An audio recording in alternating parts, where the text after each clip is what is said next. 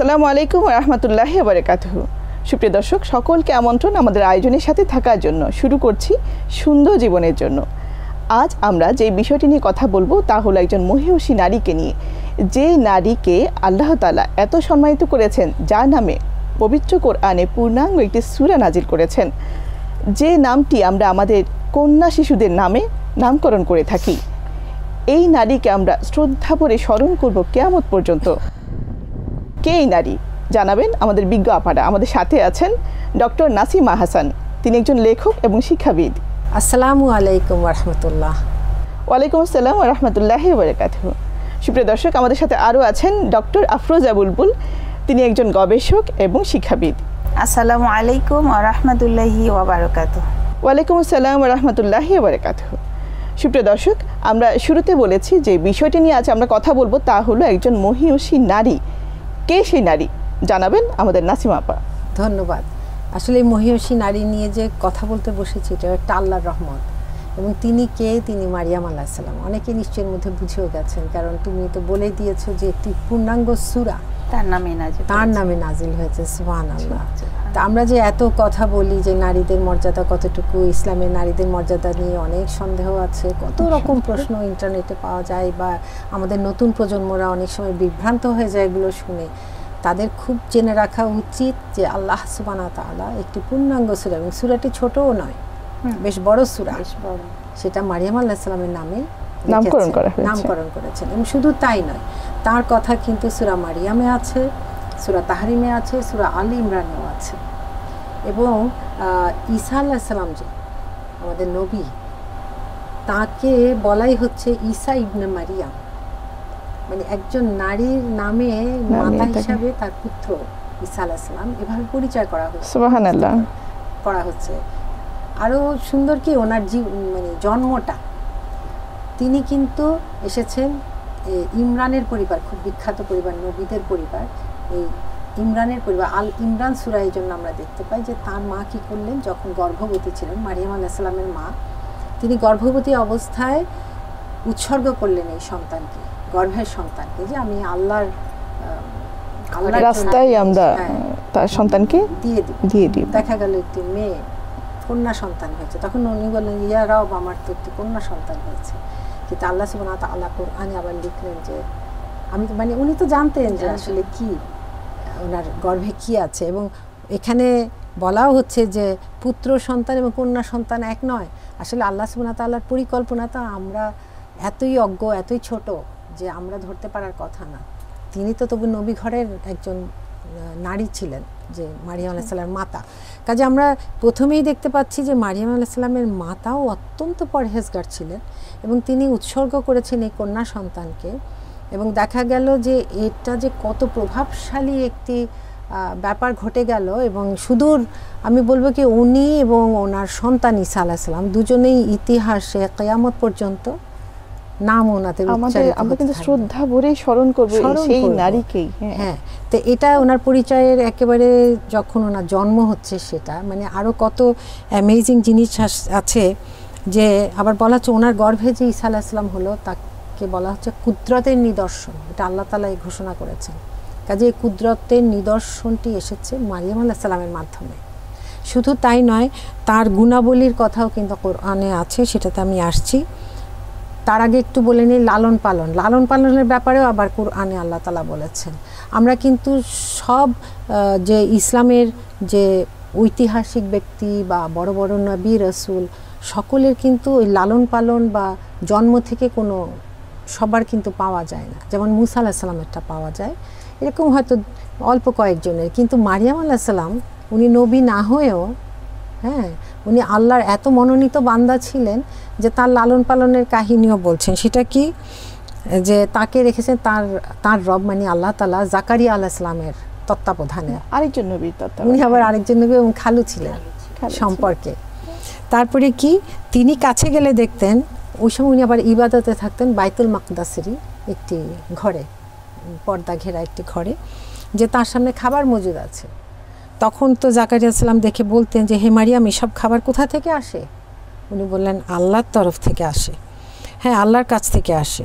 যে নিশ্চয়ই আল্লাহ যাকে চান বিনা হিসাবে দান করেন। এখানে আমার মারিয়া সালাম বলে দিলেন যে আল্লাহ যাকে চান, মানে এটা তো আসলে হ্যাঁ অলৌকিক, যে বিনা হিসাবে দিয়ে থাকেন এই খাবারটা দেখা। কারণ আরও কিছু কিছু তাফসীরকার বলেছেন যে এমন কোনো খাবার থাকতো যেগুলো হয়তো মৌসুমি ফল, যেটা ওই মৌসুমে হয়ই না, এটা তাফসীরে এসছে, হয় না।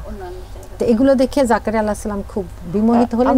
মারিয়াম আলাইহিস সালামের কাছে ওহী আসতো, যেটা কিনা কোনো কিতাব হিসেবে না, বিভিন্ন তথ্য তার কাছে ওহী হিসেবে এটা পাওয়া যায়। এখানে ওয়াহি হলো নির্দেশের মতো, বা ওনার অন্তরে একটি ভাব সৃষ্টি করে দিতেন আল্লাহ, এই ধরনের। এটা আমরা কোরআনে আরও পাই যে অন্যান্য ব্যক্তি বা যেমন মুসা আলাইহিস সালাম মায়ের সাথেও আল্লাহ তাআলা করেছেন। তা আমি এখানে একটি জিনিস লিঙ্ক করতে চাচ্ছি যে মারিয়াম আলাইহিস সালামের এই উৎসর্গীকৃত হৃদয় এবং তার ইবাদত এবং তার খাবার যে আল্লাহ তাআলা পাঠাচ্ছেন, এটা দেখে জাকারিয়া আলাইহিস সালাম এতটা আপ্লুত হলেন, উনি তখন দোয়া করলেন। কারণ উনি তখন সন্তানহীন এবং বয়স হয়ে গেছে, ওনার স্ত্রীও অনেক বয়স্ক। সাথে সাথে আল্লাহর কাছে দোয়া করলেন যে মানে উনি তো চাইলে একটি সন্তান দিতে পারেন। এবং ইয়াহিয়া আলাইহিস সালাম জাকারিয়া আলাইহিস সালামের ঘরে জন্ম নিলেন, তার কথা আবার কোরআনে আছে। তো আমরা তো ওইদিকে যাচ্ছি না, মারিয়াম আলাইহিস সালামকে কেন্দ্র করে কথা বলছি, যে কিছু বললে আসলে কত কিছু চলে আসছে। যে এই যে দোয়া করলেন ওনাকে দেখে, তার মানে কি একজন আল্লাহর প্রেরিত যে নবী, তিনি বিমোহিত হয়েছেন মারিয়াম আলাইহিস সালামের ইবাদত, তার আত্মত্যাগ, তার তাকওয়া, আল্লাহ তাআলার সাথে তার যে সম্পর্ক, সেটা উনি বিমোহিত হয়েছেন। এবং সেটা সেই উসিলাতে উনি তো সন্তান চাইলেন, তাই না? তো এটা আসলে খুব অচিন্তনীয়। এবং আরেকটা আছে তার গুণাবলীর মধ্যে, যে এই কিতাবে তুমি মারিয়ামের কথা স্মরণ করো, যখন সে আলাদা হয়ে পূর্ব দিকের একটি ঘরে গিয়ে আশ্রয় নিয়েছিল। অর্থাৎ এই কিতাবে এখানে তো এসেছে রাসূল মুহাম্মদ সাল্লাল্লাহু আলাইহি ওয়াসাল্লামের কাছে কোরআন। তো ওনাকে আল্লাহ তাআলা বলছেন যে হে নবী, হে মুহাম্মদ, তুমি এই কিতাবে মারিয়ামের কথা স্মরণ করো। এই যে স্মরণ করো, মানে ওনার ওয়াহি তো উনি তো এটা তেলাওয়াত করতেন। হ্যাঁ, আমরা আজও কিন্তু এই আয়াতগুলোও তেলাওয়াত করছি। সুবহানাল্লাহ। মানে আমরা মারিয়াম আলাইহিস সালামকে যদি স্মরণ করি, আমাদেরও কিন্তু পুণ্য হচ্ছে। আমরা কোরআনের আয়াত যেহেতু আল্লাহ তাআলার নির্দেশ, তাকে স্মরণ করো, আসলে তার চমৎকার ব্যাপার। গুণাবলী তো বলে শেষ করা যাবে না। তো এখানে আমি আরেকটি সূরা আল ইমরানের একটি আয়াত বলতে চাই, যেখানে আল্লাহ তাআলা ফেরেশতা পাঠিয়ে বললেন, ফেরেশতারা এসে বলল, হে মারিয়াম, আল্লাহ তোমাকে বিশেষ কাজের জন্য মনোনীত করেছেন, তোমাকে পবিত্র করেছেন, বিশ্বের নারীকুলের উপরে তোমাকে বাছাই করেছেন। সো তোমার মালিকের অনুগত হও, সিজদা করো, এবং যারা রুকু করে তাদের সাথে তুমি রুকু করো। মানে এই যে গুণাবলী উল্লেখ করা আছে, এটা যে কি সুন্দর। সূরা আল ইমরানের 43 নম্বর এখানে একটা আয়াতে আমরা স্পষ্ট বুঝতে পারি যে তখনও রুকু, সিজদা, সালাত সবই ছিল। মসজিদ যে হচ্ছে ছিল, সিজদার জায়গাটা ছিল, হ্যাঁ সবই ছিল। মানে গুণের বলে শেষ করা যাবে না ইনশাআল্লাহ। সুবহানাল্লাহ। খুব চমৎকার আমরা মারিয়াম আলাইহিস সালামের পরিচয় সম্পর্কে আপনার কাছ থেকে জানতে পারলাম। আপা ধন্যবাদ। এখন একটু আমরা বুলবুল আপার কাছে আসি। বুলবুল আপা, এই যে বিষয়টা আমাদেরকে আল্লাহ তাআলা নির্দেশ করেছেন মারিয়াম আলাইহিস সালামকে স্মরণ করার জন্য, এই জায়গাটা মারিয়াম আলাইহিস সালাম আল্লাহর প্রতি কেমন আস্থা রেখেছেন, কেমন সম্পর্ক ছিল, আমাদের জন্য সেখানে কি উদাহরণ আছে? সুবহানাল্লাহ। বিষয়টা এরকম যে সুবহানাল্লাহ বলতে হবে, এটা বলতেই হয়। তো এখানে আমরা যেটা দেখছি সেটা হচ্ছে আপা যেটা সুন্দর করে বললেন কোরআন থেকে কোট করে, যে মায়ের গর্ভে থাকাকালীন অবস্থাতেই তার মা তাকে উৎসর্গ করলেন কেন? আল্লাহর ঘরের খাদেমা হিসেবে। এখন তিনি কিন্তু সন্তানকে নিজের কোলে আঁকড়ে ধরে রাখেননি।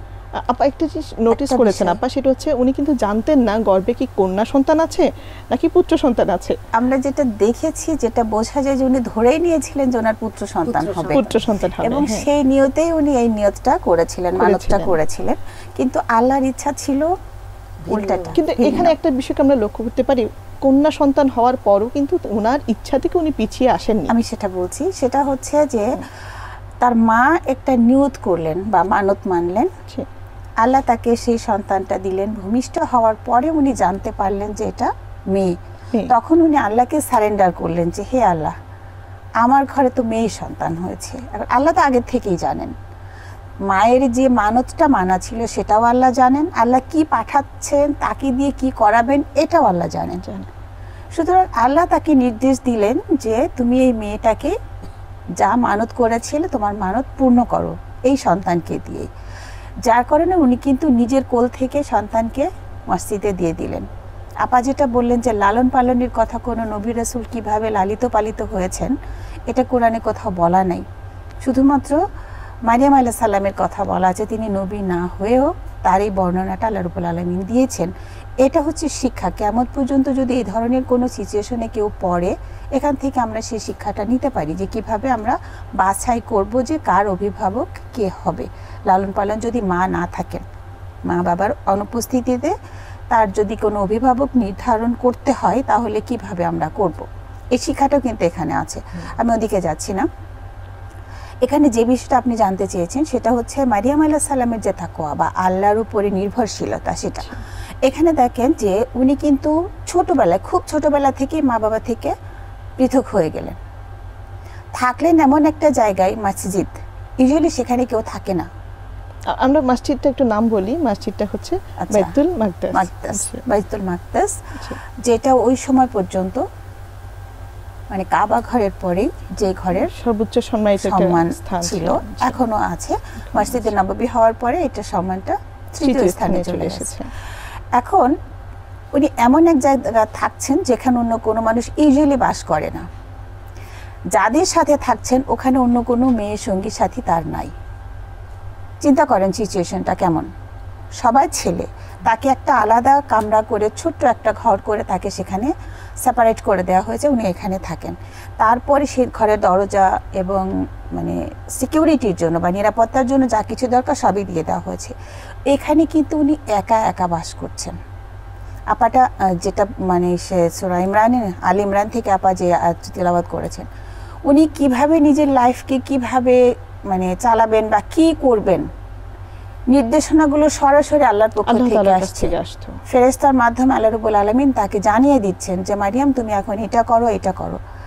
তাহলে আল্লাহ তাকে এমনভাবে বাছাই করেছেন, মানে সরাসরি বলে দেওয়া হয়েছে যে সকল নারীদের মধ্য থেকে, সকল নারীদের উপরে তাকে স্থান দেওয়া হয়েছে ওই সময় পর্যন্ত। তো এখানে যে জিনিসটা খুবই লক্ষণীয় সেটা হচ্ছে আল্লাহ রাব্বুল আলামিন যাকে ইচ্ছা তাকে পছন্দ করবেন, ছেলে হোক অথবা মেয়ে হোক। এখানে মা বাবা হিসেবে বা মানুষ হিসেবে আমরা কন্যা সন্তান এবং পুত্র সন্তানদের মধ্যে কোনো পার্থক্য করতে পারি না। এই অধিকার আমাদেরকে দেয়া হয় নাই। মেয়ে হিসেবে আমরা তাকে খাটো করে দেখতে পারি না। এই বিষয়টা কি আসে যে আল্লাহ তাআলার সম্পর্কের ক্ষেত্রেও আমরা ছেলে কি মেয়ে সেটা কিন্তু কোনো তফাৎ নেই। আল্লাহর সাথে সম্পর্ক হচ্ছে তার বান্দা, আল্লাহ এবং আল্লাহর বান্দা। সেই বান্দা ছেলে হোক অথবা মেয়ে হোক, তার সাথে কেমন সম্পর্ক। এবং আল্লাহ পাক বিভিন্ন জায়গায় বলেছেন যে আল্লাহর কাছে তার মর্যাদার একমাত্র মাপকাঠি হচ্ছে তাকওয়া। যার তাকওয়া সবচেয়ে বেশি, আল্লাহর কাছে তার মর্যাদা সবচেয়ে বেশি। সুতরাং সেখানে কিন্তু ছেলে মেয়ে নির্ধারণ করা হয় নাই, বলা হয় না কোনো ক্রাইটেরিয়া। এখন দেখি মারিয়াম আলাইহিস সালামের ধৈর্যের বা তাকওয়া কিংবা তাওয়াক্কুল, এটার কি বর্ণনাগুলো আবার যেটা বলেছেন যে তাকে খাবার দেওয়া হয়েছিল। এটা ঘটনাটা ঘটেছিল এরকম যে ওনার খালু জাকারিয়া আলাইহিস সালাম, উনি একটা কাজে বাইরে গিয়েছিলেন। উনি তো প্রতিদিন খাবার দিতেন, কারণ মারিয়ামের সাথে আর কেউ দেখা করতে পারতো না, উনি আর কারোর সাথে দেখা করতেন না। সুতরাং ওনার খালু ওনার সবসময় দেখাশোনা করতেন, এটা দিতেন। তো খালু যখন বাইরে গেছেন কাজে, ওখানে কোনো একটা কাজে আটকা পড়ে গেছেন, সুতরাং নির্দিষ্ট সময়ে খাবার ওখানে পৌঁছতে পারেন নাই। উনি কিন্তু অস্থির ছিলেন। ফিরে এসে দেখেন খুব অস্থিরভাবে মারিয়াম আলাইহিস সালামের রুমের দরজাটা খুলছেন। খোলার পরে উনি জানছেন যে মানে খুব কষ্ট পাচ্ছে ক্ষুধায়।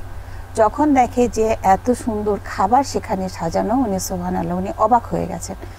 তারপরে যখন জিজ্ঞেস করছেন, একটু আগে বলছিলেন যে এমন এমন খাবার সেখানে ছিল যেগুলো সেই ওই এলাকাতে ছিল না, ওই সিজনে ছিল না, ওই এলাকাতে হতো না। তো এটা দেখে উনি জিজ্ঞেস করেছিলেন, মারিয়াম এই খাবার তোমার কাছে কোথা থেকে এলো, কিভাবে এলো? তো মারিয়াম আলাইহিস সালাম খুব সহজ সরল ভাবে যে উত্তরটা দিয়েছেন, আল্লাহ রাব্বুল আলামিন কোরআনের মধ্যে কোট করে রেখেছেন। কিয়ামত পর্যন্ত মানুষ এটা বলতে থাকবে, স্মরণ করবে। এটা আমার আল্লাহর পক্ষ থেকে আসছে। আল্লাহ যাকে চান বেহিসাব রিজিক দান করেন, সুবহানাল্লাহ। এই যে কথাটা, এটা একটা শাশ্বত সত্য কথা। আল্লাহ যাকে চান বেহিসাব রিজিক। এখানে আমাদেরকে অনেক বড় একটা মেসেজ আছে।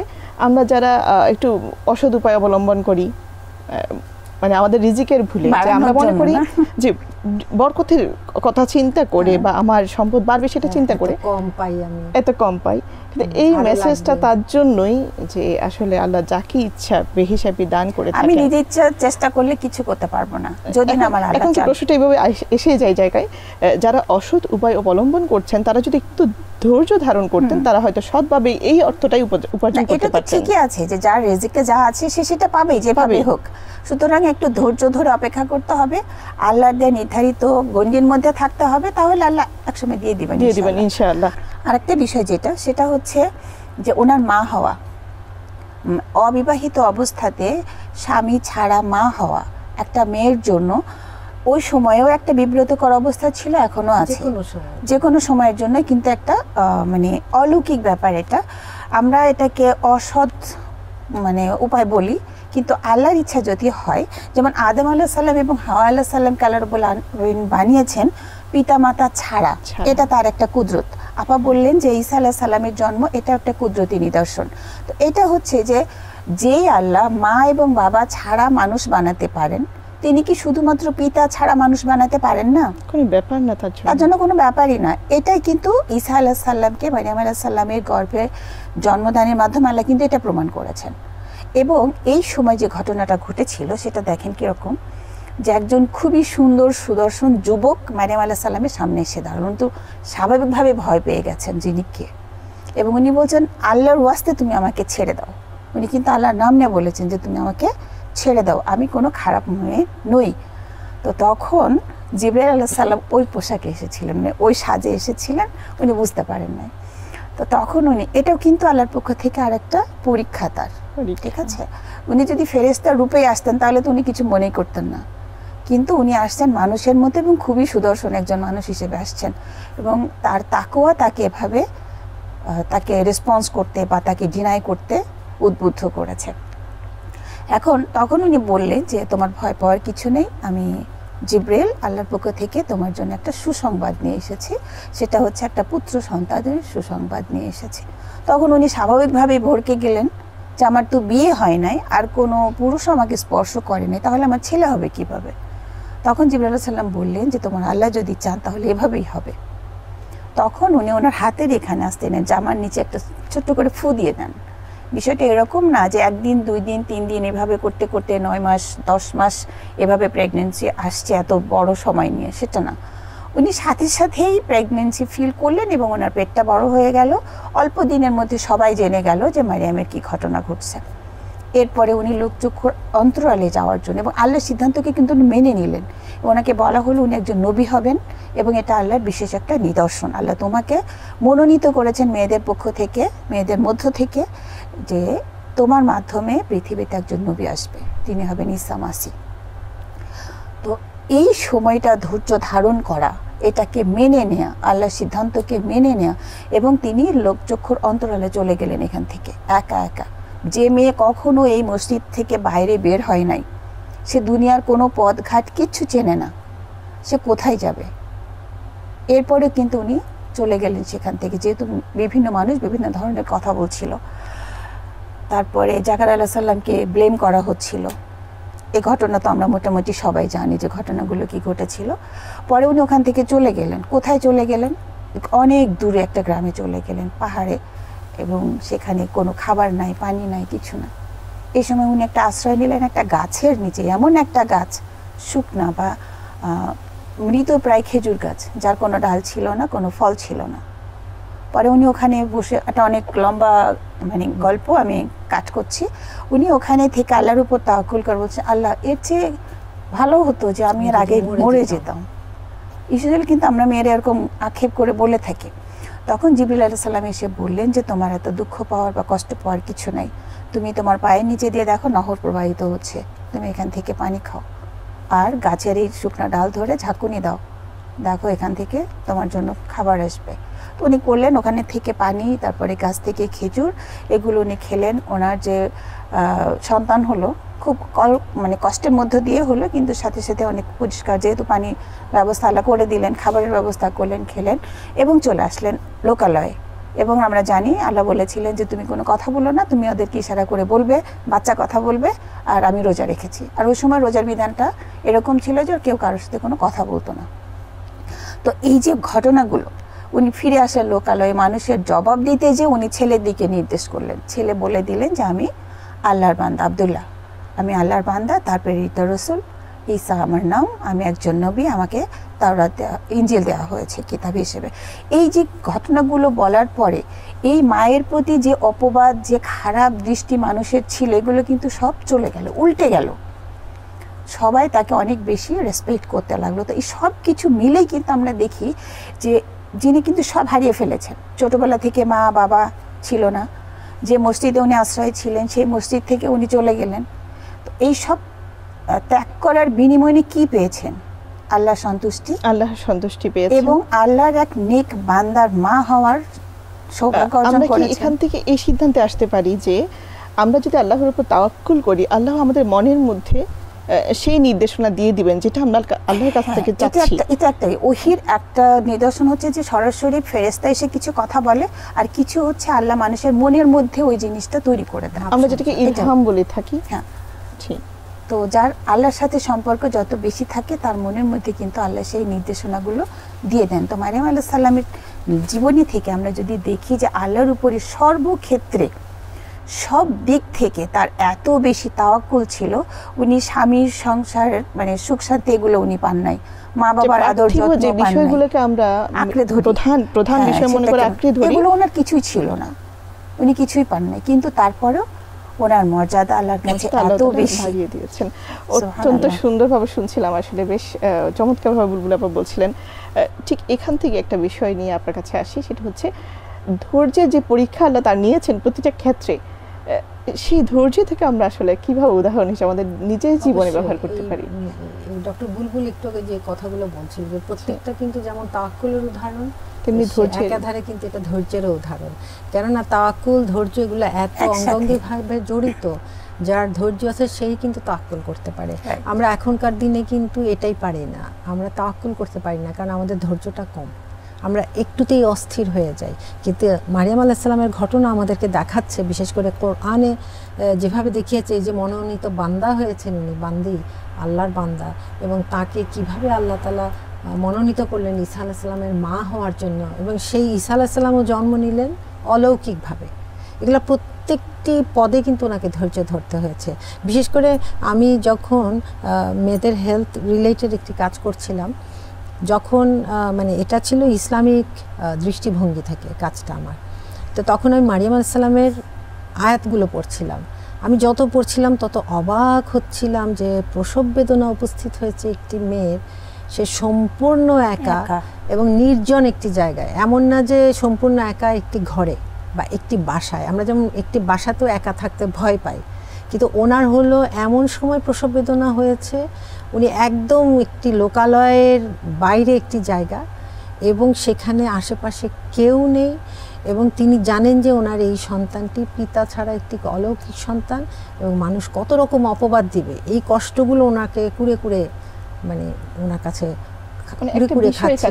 তিনি মানুষকে ভয় পেয়েছেন, কিন্তু এই নির্জনতাকে তিনি ভয় পাননি। এবং শুধু তাই নয়, যে ওই সময় উনি সন্তান আবার প্রসবও করলেন, যেটা নাকি আমি বলবো প্রত্যেকটি গর্ভবতী নারী এবং প্রসব বেদনা যাদের হচ্ছে তাদের জন্যও কিন্তু উনি উদাহরণ, শিক্ষা, যে একা কি করে এটা উনি তখন মোকাবেলা করলেন। আল্লাহর উপর ধৈর্য এবং তাওয়াক্কুল, ওনার ধৈর্য কোন উচ্চতর পর্যায়ে, সেটা আমার মনে হয় আমার কোনো ভাষা নেই বা শব্দ নেই এটা বলার জন্য। আমাদের নারীদের জন্য একটি উদাহরণ আছে কিনা? অবশ্যই, যাদের স্বামীর সমর্থন বা সেবা পাচ্ছে না বলে অনেক নারী আক্ষেপ করে থাকেন যে আমি প্রেগন্যান্সির সময় স্বামীর কোনো রকম পাইনি, তিনি প্রবাসে ছিলেন বা কর্মক্ষেত্রে ছিলেন, হ্যাঁ, সময় বেদনা পাইনি, এরকম অনেক অভিযোগ করে থাকেন। সেই নারীদের জন্য কিন্তু বিশাল একটা উদাহরণ। অবশ্যই, এই জন্য কিন্তু অনেক সময় কিছু কিছু লোকালয় আছে যারা এই সূরা মারিয়াম পড়তে বলে কিন্তু মাদেরকে। তা আমরা তো না বুঝে পড়ি, আমরা যদি একটু ভেতরে যাই তাহলে দেখতে পাবো এখানে কত কাহিনী আছে। একটি মা, একটি তার সন্তান গর্ভধারণ, প্রসবের পরে আবার সেই সন্তান আবার নিজে কিছু খাওয়া।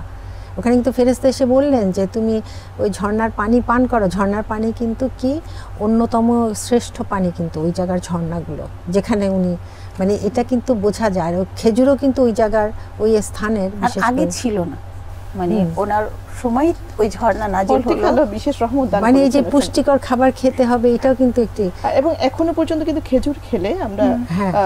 চিকিৎসা বিজ্ঞানে বলা হয় যে সন্তান খুবই কাজে ধৈর্যশীল হবে। এখানে ওনার ধৈর্য না তো আমি আর কি বলবো, মানে কি ধরনের ধৈর্য আমি বললাম তো আবার যে আমার শরীর শিউরে উঠছিল যখন আমি ওই যে বললাম না হেলথ রিলেটেড ইস্যু নিয়ে কাজ করছিলাম।